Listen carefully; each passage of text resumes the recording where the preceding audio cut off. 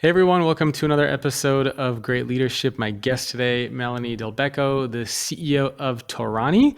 If you've ever been to, I think they're in bars and coffee shops. You guys are everywhere, right?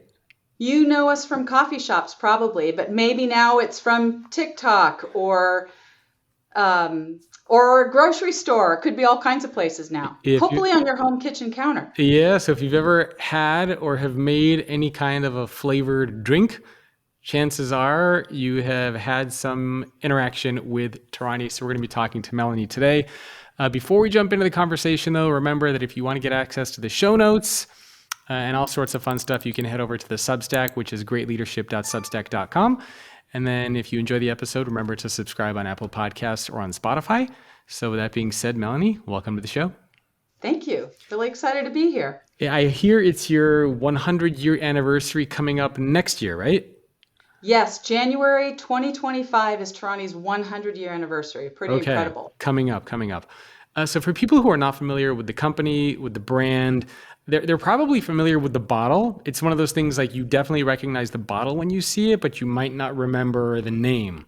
So for people who are not familiar with the name, give us a little bit of background information about the company. Sure. Torani is the colorful bottle you usually see lined up in cafes. The red, yellow, blue labels. We make flavor. So we invented the flavored latte. That's something that we invented in the 1980s and then popularized starting in the 1990s. We started off as a mom and pop in San Francisco, bringing recipes from Italy to San Francisco and popularizing the Italian soda for the community in San Francisco, the growing immigrant Italian community. That's how we got started. So very simple local roots. Very And cool. I've been with the company for 33 years, a really long time. So Wow. when I joined, when I look back over the history of the company, we can see the different eras of growth. And that helps us when we look back and see the eras of growth, which is another way of talking about big overarching strategy. You can look forward to see how you could project forward, same kind of growth. 33 years ago. So when you started, what did you start off doing? What was your original role there? I started off as general manager. I was person number 8 or 9 to join. Oh, wow. It was second and third generation family business. I was the first non-family member to join the company in a management role. We were less than $1 million in revenue. And the reason I was excited about joining Torani is because we were in the Bayview Hunters Point neighborhood. And for me, I'm driven by the idea of economic development. And I loved that we were in a neighborhood that needed jobs. And I thought, I know this brand. I grew up knowing this brand. There's some opportunity to grow this company. And I thought, I had thought maybe if I worked with a company that had a product that was in and of itself of social benefit, that would be the way to go. But I realized you can take an everyday company and think about what your purpose is and how you have social impact. And when I talked with the family members, then it was second and third generation family, they were excited about that. They were all in. So we've worked together now these 33 years. Wow. And San Francisco. So I used to live in San Francisco. Then I lived in Oakland. Then I lived in Alameda. Obviously, now you're in San Leandro, which is very close by. And so I'm familiar with the Yes. Hunters Point area as well. It used to be a pretty rough spot, but I hear it's getting a little bit better. So, it's It transforming. was a rough spot, but as the Bay Area has grown and there have been more and more technology jobs, we forget often that we need jobs of all kinds. We need a diversity of jobs in all of our areas, all of our big cities, all of our urban areas.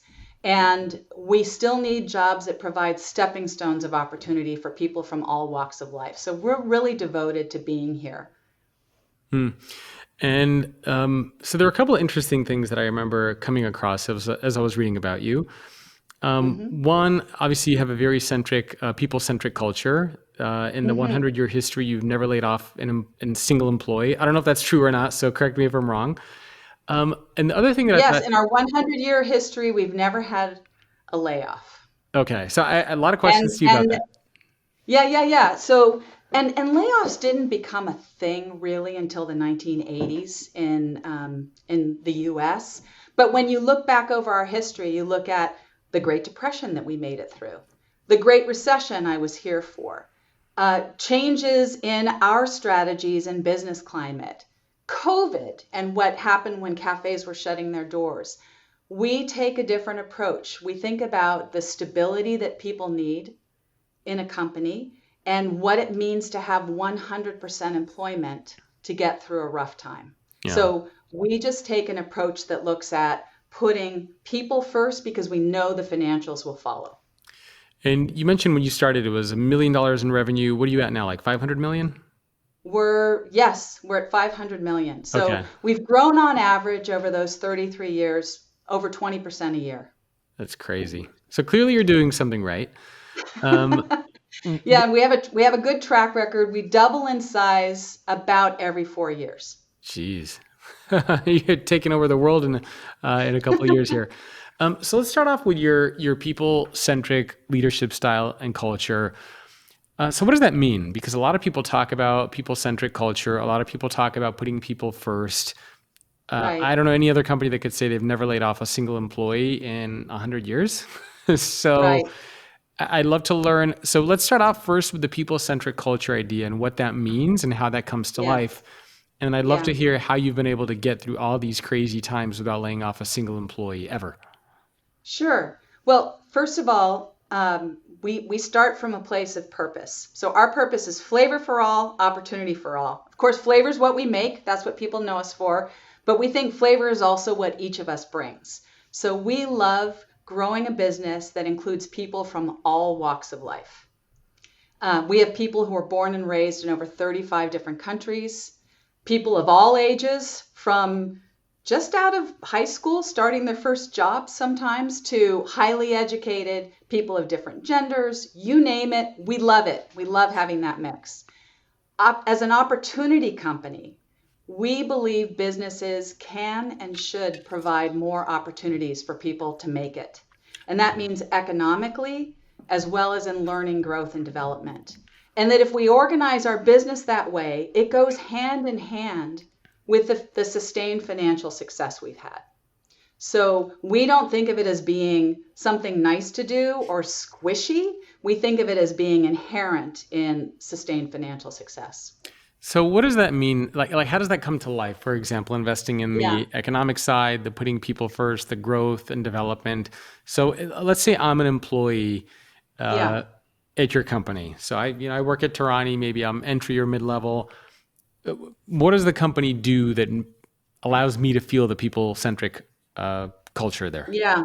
I think there are a number of ways to demonstrate it. It can be in the way we make decisions in key moments, and I can talk about that. It can be alternative structures and processes, and it can be the way we measure success. So just to give one example, when we think about people want more agency, more control, more choice in their work, now more than ever. Yep. And I know that a lot of people of different generations, if you're from the boomers or you're an Xer and you're thinking, these young millennials and Gen Z, they're lazy, they're not working as hard as the rest of us. I just think people have the wrong mindset about that. They actually just want more choice and control. And they can have it in the current employment market. And wouldn't we all rather have that? Yeah. If we approach things properly. So one of the fundamental practices that we have that I think really makes a big difference, we call contribution management. So we think performance management, which is kind of fundamental in most businesses in the way they run, red circle, line through it, not effective at all. Have you ever had a performance review or Yes. one that you enjoyed? Oh, no. When I talk with people about, have you ever had a performance review that you liked? There are very few people who say, oh yeah, it was really developmental. I seldom hear that. And when you look at how much time companies spend on performance review processes, really it's to justify a small increase in pay. So we thought, how do we actually turn this into a developmental process? So we developed something we call contribution management, and the focus is to not just have a telling where a manager sits and tells an individual how they've done and kind of rates them or sets their goals for them and then evaluates them. Instead, we look a lot more forward. So we do set goals, we Okay. set objectives, and then we talk about how does that person want to learn, grow, and develop. And then it becomes the manager's role to help them develop in the ways, help them reflect, help them look at how can they practice that at work? Is there a way to develop what they're interested in at work? It's not about, oh, I need this Excel class. It's more, is there a project you can work on? Is there something you can do? So it follows a very similar cycle to performance management, but it flips it on its head and gives the individual a whole lot more agency in the process. And it means we have to really use a lot more inquiry as leaders. Okay. So is the process still like I'm trying to figure out exactly how it's different than an annual performance review. I mean, I get the kind of the future focus, kind of more collaborative, more goal setting, but I'm assuming Yes, it's still something that happens once a year. You still review goals. You still have kind of an evaluation. That's also when you do the base pay increase or bonuses or whatnot. It sounds like the difference is in a traditional performance review, it's very much an employee who kind of has to sit there and justify why they deserve more money and why they should stay at the company, like defending your life. exactly. Whereas Yeah. your approach is much more, where can we go forward? So reviewing where you are, but let's look at the future. How can we continue to grow and develop you, right? Is that kind of what I'm Yes. getting? So a couple of fundamentals. One is we structure it as a conversation, Okay. right? I had some experiences with performance reviews where I sat and listened.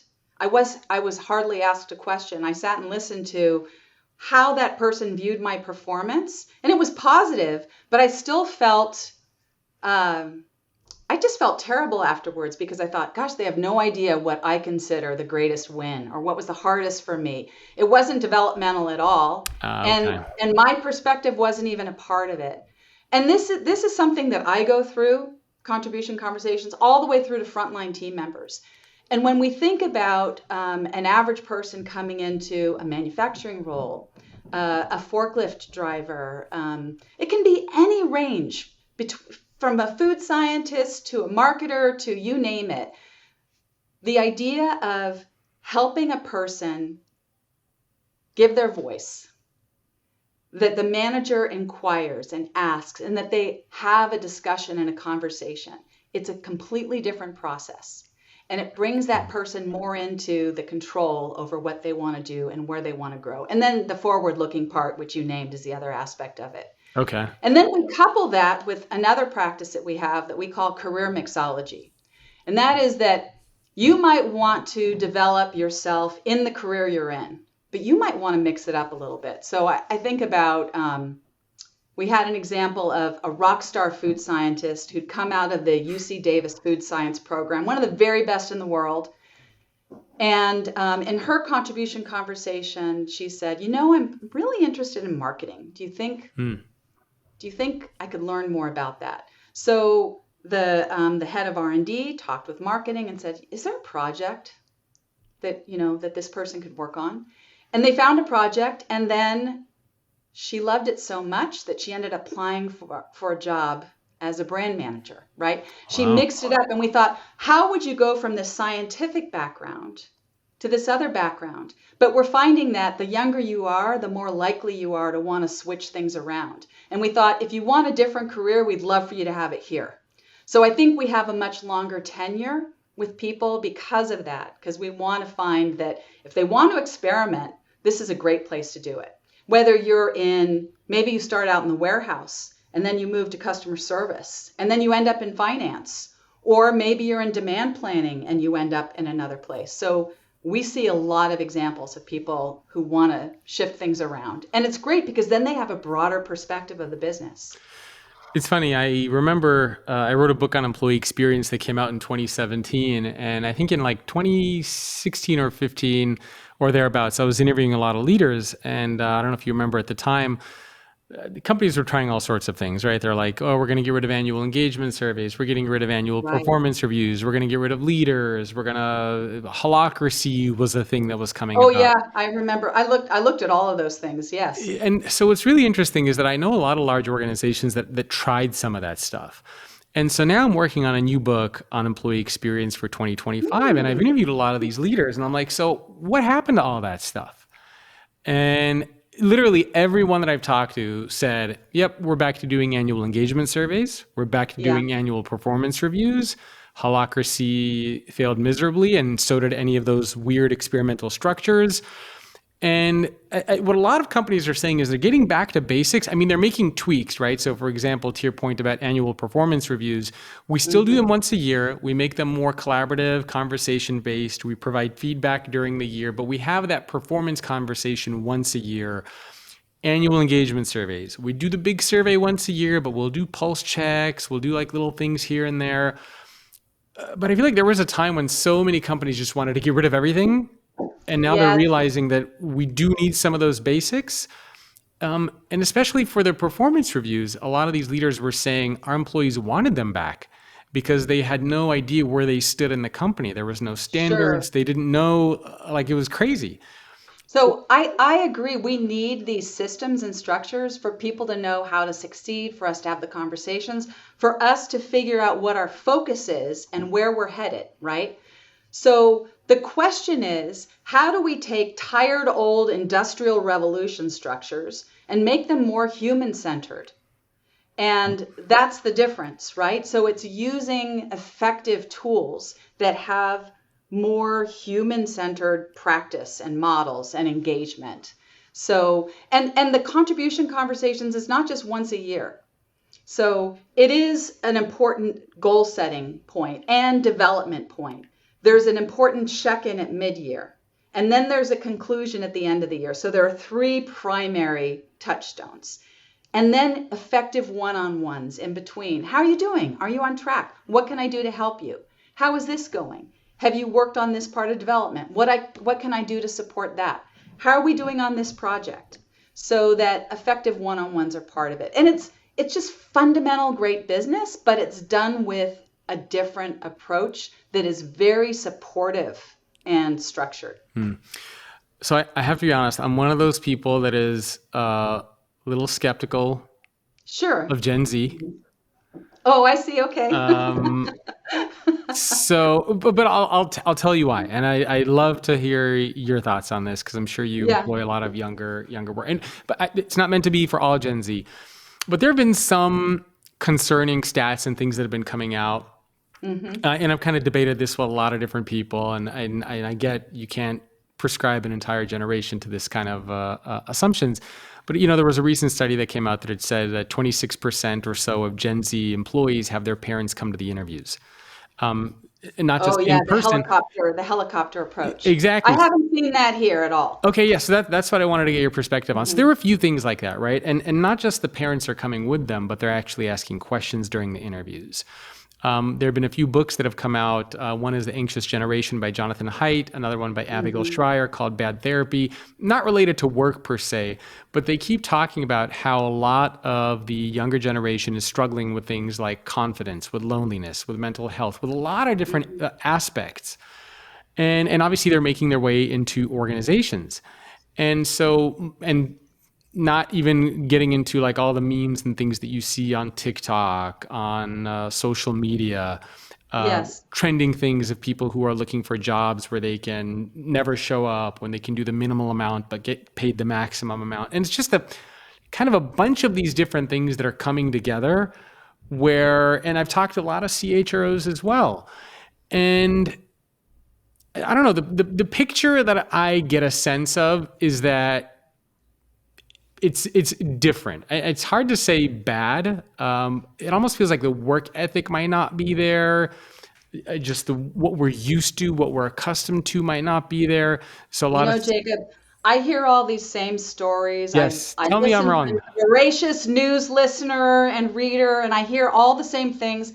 I look for evidence of it. I have a daughter who's an elementary school teacher, and during COVID, there were literally parents sitting there with their kids answering questions, and like my daughter said, "Hey, I see your mom there." Hey, this is a conversation between us, right? So I've seen evidence of it with her. I have not seen evidence of it here at Torani. We have people who speak on their own. I think another thing about having a people first company is we have this process of hire slow and fire slow. And in Hmm. Silicon Valley, as you know, it's Yeah. hire fast, fire fast. We could not disagree more. And I would say that maybe one of the reasons I don't see that around here is because of our process or our Yeah. approach. You I kind don't of know. weed anything out like that. Yeah. So when people join us, they meet a lot of folks. We believe that interviewing is a team sport, and that somebody is joining not just because of the skills they bring, but because of a core values fit.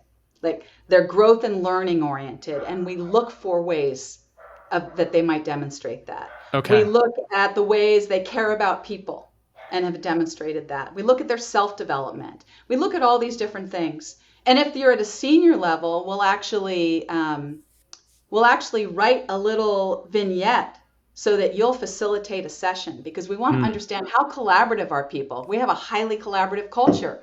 So I think that we end up having a pretty good track record with people who, grab the whole thing when they join us. And what I'm hearing from people over espresso machines in the morning when we're making lattes together and pouring flavor and trying new things, I hear that a lot of people are here because there's so much liveliness and connection in our flavor factory, right? Okay. I think the work from home thing is very hard and lonely, and there are some people who've joined us who had work from home and they cherish being able to come on site. Yeah.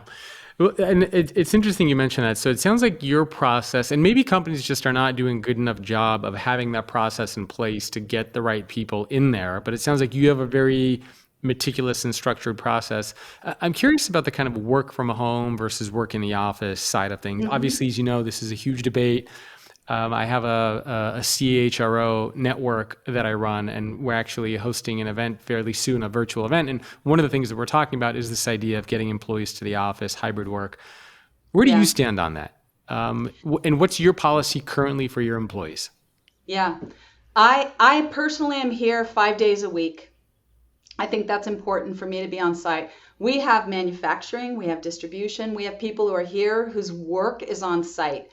I think I want to be here with them. And we have a lot of people who choose to be here 5 days a week. The requirement and roles that don't need to be involved in that is that they're here 2 or 3 days a week. Okay. And we find a lot of people are choosing three. Hmm. So it allows for the right kind of hybrid work environment, and it's just a matter of making sure that meetings and structures and one-on-ones, we try to make sure that we have some regular routines so that people can get together. And then, gathering events where we have fun together. Okay. How do you see this kind of, I guess you could call it the balance of power between organizations and employees nowadays? And do you see friction there? Because as you know, there used to be a time where kind of the organization would basically say, hey, we're going to pay you, we're going to cover your benefits, your healthcare, this and that. Your job is Yeah, to, yeah, show up to the office. And now a lot of employees are saying, I don't want to show up to the office. And a lot of companies are scared to push back, tell their right. employees no, tell their employees Yeah. what's acceptable and what's not. So how are you balancing what the organization needs versus what your employees want? Because the analogy that I've heard used is, what's that famous children's story? If you give a mouse a cookie, they're going to want some milk. Right. Yeah. Right. And so Well, the idea is that if you give employees more and yeah. more, that they're going to want to take more and more and more. Like I don't want to come You, to the you know, office. I want more. So how do you see? I don't see it that way. Okay. I think that sounds more like, it doesn't sound like adult to adult interaction. And I've heard you say things like that before, treating people like adults, right? Yes. And what I find is if we clarify for everyone and are very transparent about, here are our core values, here's what we believe in, here's where we're headed. Like I personally onboard all new team members to our history, to our core values, which is a conversation, and to our future, where we're headed, what our vision looks like 5 to 7 years out. Yeah. And and then there's a context for Why is their work important? What does it mean to be here? How does connection fit into it all? So that there's a context for people to be here, and we haven't found the kinds of conflicts. I don't think it's like organization versus employee. We are the organization. Yeah. We are the organization together. So there's no success without us going together. But I think where companies might be getting it wrong also is looking at, it used to be, hey, we're focused on the bottom line, and here's how we're going to operate, and here's what you're going to do. Well, what if we say, hey, we're about opportunity creation? Yep. And profit helps us do that. And we think about how do we help our team members be more and more successful, and how do we share success? How are we bringing value to our customers? How are we bringing value to our stakeholders and local communities? So we apply more of the stakeholder model, Okay. and we invite people into that, right? Yeah. And then we look at compensation differently as well. Okay. In most companies, especially with frontline team members, compensation is based on market, right? Like, we all know this. This is what everybody does. You get a Willis Towers Watson or Korn Ferry or somebody who's Yeah, there are lots of them. Yeah. You do a market survey so that you can see that you're at market. So when we did our last compensation, well, no, it was probably 2 or 3 ago, when we did a market survey, and we talked with our agency and said, we're a B corporation. We believe in getting people to a living wage. So we want to be especially thoughtful about frontline team members. So let us know what you find and help us think about this. And they came back to us and said, you know what? You're paying above market for your hourly frontline team members. You could actually leave that alone or cut it a little bit there. Your executive pay is below market. So you could raise that. You're fine everywhere else. And we said, well, what if we think market is immoral? What if we think there should be more shared success with the hourly team members? How could you help us with that? And they said, well, everybody does this process the same. If you want to look at it differently, you're talking about a different philosophy. You should write a compensation philosophy. We said, well, that sounds like a good idea. What would that look like? So we wrote out a 1-pager, and we said, all right, here's how we approach benefits. Everybody gets the same, and it's going to be robust. Everyone in the company is going to get a bonus. And it's unusual for hourly people. Everyone's going to get a bonus based on top line revenue growth and bottom line profitability. Everybody's going to get the same amount in profit sharing and some other aspects. And then we created an employee stock ownership plan. Everybody has ownership in the company. And then with frontline team members, we just said in our philosophy, we're going to pay above market. In fact, we're targeting living wage. So, and with most of the people, we're going to target market, and with executives, we're going to kind of gauge it. We're not going to try to match market necessarily. How do you deal with the question, because this also comes up a lot, of fairness? And fairness in the sense of like how a high performer is treated versus not a high performer, or somebody who comes into the office versus somebody who doesn't come into the office. Because obviously, I think a lot of people who show up to the office, they get promoted faster, they get leadership roles versus somebody who doesn't come into the office. Same thing for a high performer versus somebody who's not. So how do you deal, well, do you think high performers and people who come into the office should be treated differently? Do they deserve those opportunities versus people who don't show up to the office or don't perform as well? And how do you kind of think about that whole fairness angle? Because that comes up a lot. I mean, fairness is a loaded word. Yes. Right? Fair based on whose view of what's fair. So what we try to set up is a structure that looks at contribution, right? So if you set goals, we start with what are we trying to accomplish as a business? What are our strategies? Who's contributing to those strategies? How are we running the business this year? What are we improving? And then everybody has a role in that, and we're all connected in that, right? So we set goals, and people also set development goals. If you blow it out of the park, you're extraordinary, right? So then we have a really simple way of measuring that. We have a very broad category. Are you doing great? Great, then you'll probably get regular increases and a regular bonus at 100%. If you are off track, behind the pace, it's not going to be at 100%, and we have to talk with you about how to get you on track. We want to support you to get you on track.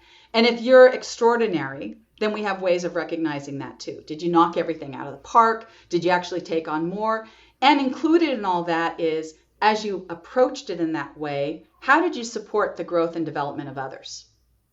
So that it's not stepping on ladders to climb over people, it's shared success. So it works really well for us to have those broad categories in that way. Okay. And yeah. And in terms of people on site versus everybody comes on site. Okay. Except for people who are remote, like sales team members or a few others, where it makes sense for them to be in market where they are. But other than that, everyone comes on site. Okay, so you don't have that issue as much. Yeah. Yeah. So talk to me about how you were able to never lay off a single employee. And one thing I think that's related to that I read, one of the things that I talk about a lot is this idea of the skill of the futurist. It's one of the things I talked about in a previous book called The Future Leader, which is this idea of not predicting the future, but kind of anticipating what might happen. And I heard, and correct me if I'm wrong, that, and I don't know if this is while the pandemic was starting or if you planned this before, but one of your scenarios was that you anticipated that the market might drop by 20%. And so you kind of foresaw this as an option, and you already had a plan in place for what to do if that would happen, as far as like cutting budgets on. That's very similar, yes. Yeah, so how did you do that? Yeah. And when did you do that? And is this a part of your regular leadership process? Right. So every year we do a 3-year plan, a fresh 3-year plan. Okay. And we take a look at, do we have a vision that's still really relevant to us and is enough of a stretch out into the future? So I can talk more about that because I'm a complete strategy geek. So I love talking about how we look at that kind of stuff. So every year we do a 3-year plan that sets a fresh context, and then we do an annual plan.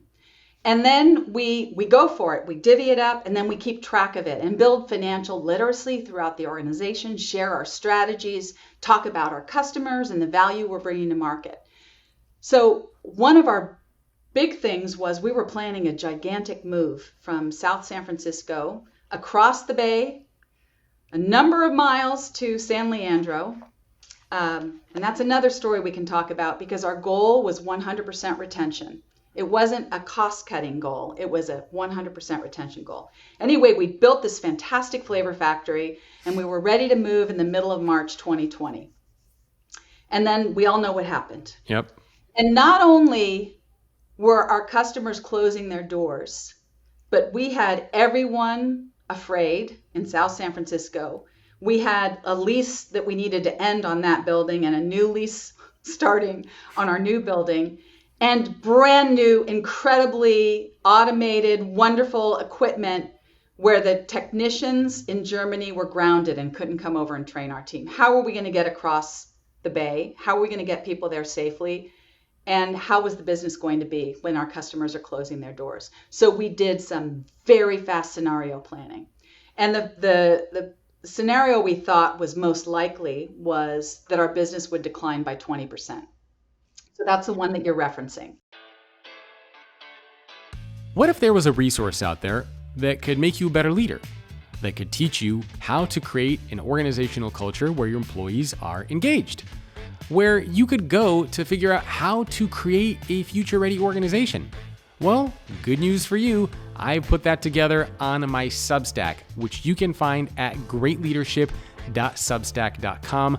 We have tens of thousands of members from around the world who every week are getting access to exclusive CEO interviews, leadership hacks and tips, in-depth guides and articles that I write where I share insights and strategies that I come up with and come across in my ongoing and regular work. So if you want to step up your leadership game, if you want to excel in your career, If you want to create a company where employees are engaged at work, and if you are interested in building a future-ready organization, then head over to greatleadership.substack.com. How did you do that scenario planning? Because I think a lot of leaders are curious about that. So did you bring together your executive team? Was there an Yes. exercise that you did? How did you go through those scenario plans? And were there other scenarios that you considered? Yes. So we've become pretty adept at scenario planning. When we do our 3-year planning, when we do our annual planning, we look at different scenarios to begin with. Okay. And try to understand what the different levers are. And we finance our own growth through our own cash flow. So this kind of planning has become really important to us. Yeah. So throughout this 33 years, we've funded our own growth as well.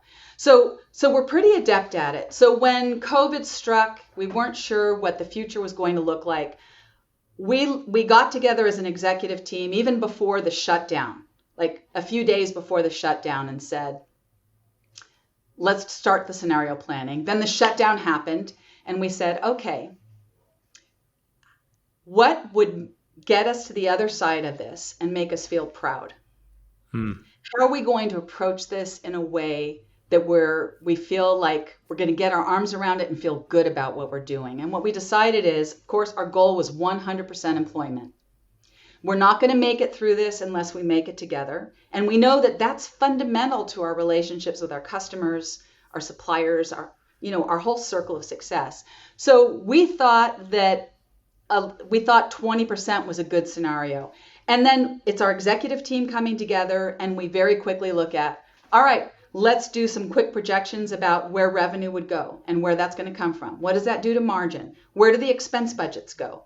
And we did it. It wasn't going to be easy, but we could do it. Then we said, all right, we got this base covered. Let's do it at 50%. What if things were catastrophic? And we'd planned to grow by 15% that year. So this is quite a delta, right? And we said, what if it's down by 50? How could we do that? That one was harder, but the team worked together to figure out all the mechanisms so that the goal was 100% employment. And then what happened is we went with the 20%. We could turn and tell our whole team and say, you know what? The only way we're going to make it is to make it together. We think this is likely. We need to get to the other side of the bridge and to our new flavor factory to be successful, and we need your help. And people pulled together in the most amazing ways to get us moved here successfully. And the connection, the ability to overcome that obstacle was so exciting. And we did decline by 20% in April. And we thought, okay, we're on track. And then our online business took off, our retail business took off, and then the drive-through cafes and drink shops that we love so much, they started to come back to life. And then we ended up growing that year, which was fantastic. So then we said, hey, we have these extra funds and our sales team still can't travel. Let's turn that into a cafe opportunity fund. Let's help cafes that are independent cafes reopen. We'll issue grants to our customers. And it doesn't have to be to buy Torani. It can be to buy milk or supplies or support baristas, whatever they need to do. We have our travel funds that we're going to devote to this. So again, it's like we're in a community that creates a circle of success. So once we got that scenario down, then we knew we had the ability to help others. So own seatbelt fastened, now help the rest. Yeah, no, I like that approach. That's what they say when you get on the airplane, right? Own oxygen mask on first. Right, same idea. So did you have other scenarios? Was there like a 50% drop scenario? Was there, some kind of crazy, terrible scenarios that you had in place? And you mentioned that employees came together. So what did you actually do? For example, I heard you renegotiated a lot of your contracts to see where you could save money. You paused non-essential contracts with vendors. You did things around travel budgets. So were these all things that you had prepared for the 20% market drop that you just had like a switch? We did not. You didn't? Okay. We did not. No, we didn't have any of it. But it's pretty simple when you look at, all right, like, let's not do these. If we had contracts, then we have contracts. If we need our supplies, we still need our supplies. And we also believe that you don't want to squeeze your suppliers. There's a saying we have that comes from one of the family members of Torani, who's since passed away, but he used to say, always leave a nickel on the table.